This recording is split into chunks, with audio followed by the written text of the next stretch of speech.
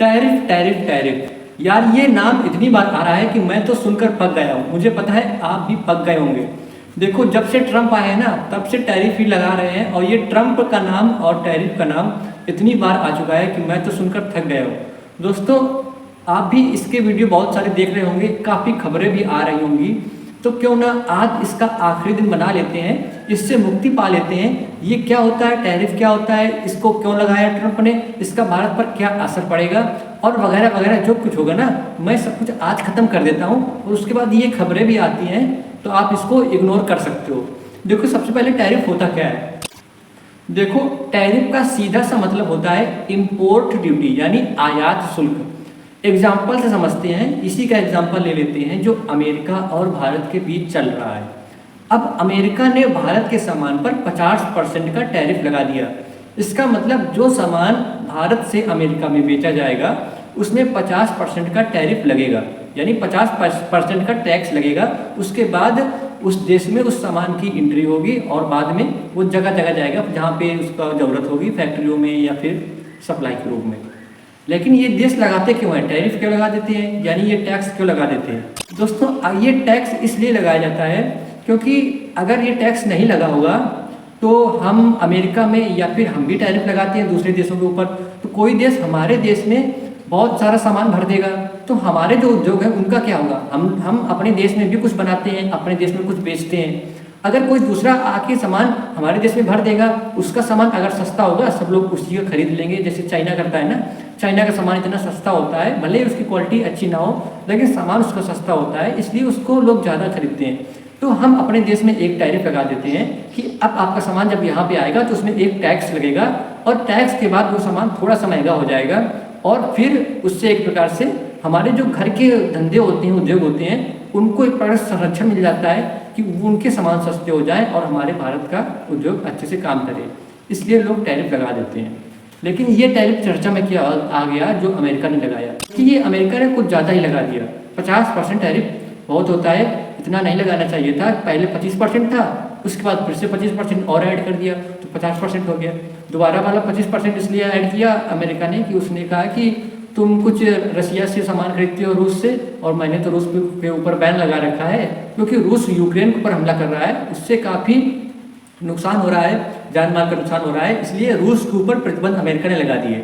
अब उससे कोई सामान खरीदेगा तो अमेरिका कह रहा है हम उसके ऊपर कार्रवाई करेंगे, और हम रूस से लेते हैं कुछ पेट्रोल लेते हैं अपनी ज़रूरत का, तो अमेरिका कहता है तुम मुझसे क्यों लेते हो, इसलिए हम तुम्हारे ऊपर ले 50% और लगा दिया टैक्स। तो उसका तर्क ये है, अरे उसके थोड़े और भी होते हैं। जैसे अमेरिका सोचता है कि कुछ देश है हमारे पीछे घूमे, हमारी चमचागिरी करें, तो ये अमेरिका का ये मानना है। जैसे पाकिस्तान अमेरिका की जी हजूरी करता है ना, वो पाकिस्तान ने तो ये भी कहा था कि ट्रंप को शांति का नोबेल मिलना चाहिए। लेकिन 50% का टैरिफ भारत के ऊपर लगाया अमेरिका ने, और ब्राज़ील के ऊपर भी लगा दिया। ब्राज़ील के ऊपर भी 50% का टैरिफ लगाया है ना। ये दो देश हैं जिनके ऊपर सबसे ज़्यादा टैरिफ लगा है।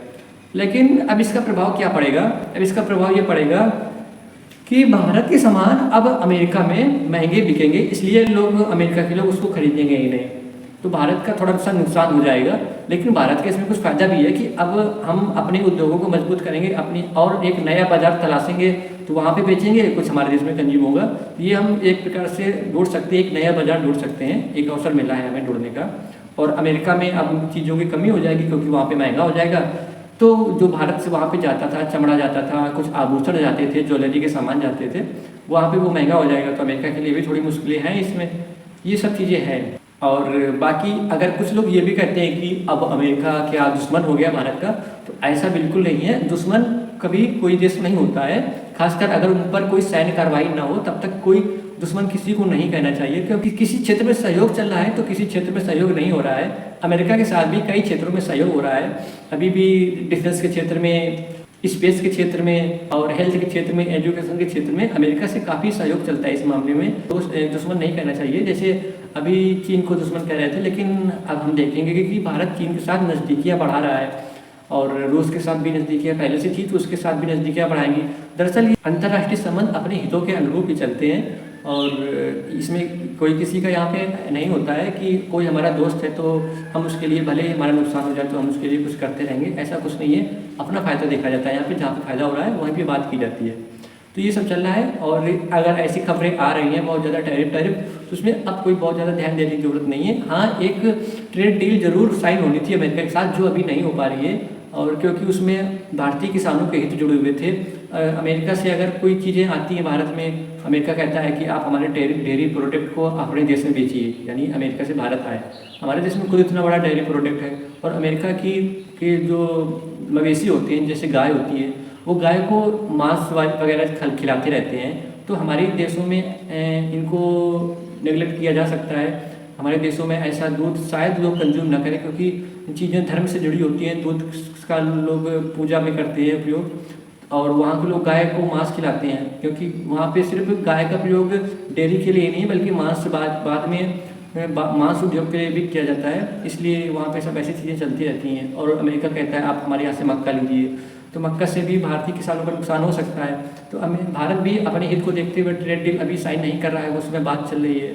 और टैरिफ की बात भी अभी देखो बात नहीं बन पा रही है, क्योंकि अमेरिका ने ये भी कहा था कि उसने भारत पाकिस्तान का युद्ध रुकवाया है, जबकि संसद में नरेंद्र मोदी ने कहा है कि किसी भी देश ने ये युद्ध नहीं रुकवाया है, और हमने जो हमारा मकसद था वो हमने पूरा किया। तो ये बात भी अमेरिका को ख़राब लग सकती है।